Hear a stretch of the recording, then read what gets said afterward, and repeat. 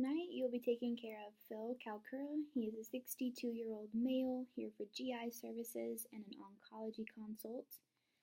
His current diagnosis is abdominal pain and infection with a suspicion of colon cancer. He has severe abdominal pain, has experienced frequent changes in bowels from diarrhea to constipation. He did report blood in his stool. He had a recent placement of a transverse colostomy and an unintentional weight loss of 25 pounds in the last 3 months. He has a penicillin allergy as well as Band-Aids. He is alert and oriented ×3. He is anorexic due to his nausea and eats less than 25% of his meals.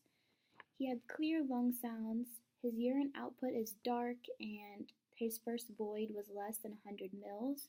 He did have a bladder scan and that only noted 30 mils. He is tachycardic at 102 beats per minute. He has a stage 2 pressure sore on his buttock that developed at home. He has a Foley inserted and then again his new transverse colostomy.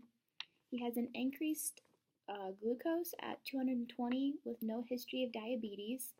He has a increased temp at 38.5, increased white blood cells at 13, decreased red blood cells at 3.8, decreased hemoglobin at 11, decreased platelets at 112, a positive occult fecal blood test, an increased BUN at 40, and a decreased albumin at 2.8.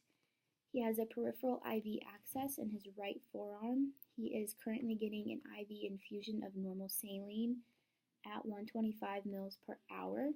He also has an IV piggyback of Vanc to be administered over 3 hours.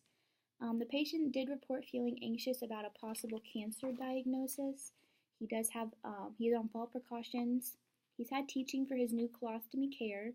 His wife is at the bedside and he's had a lot of visitors today. And he does have a dressing on his pressure sore and then also the new colostomy incision. And that is a 21-point report.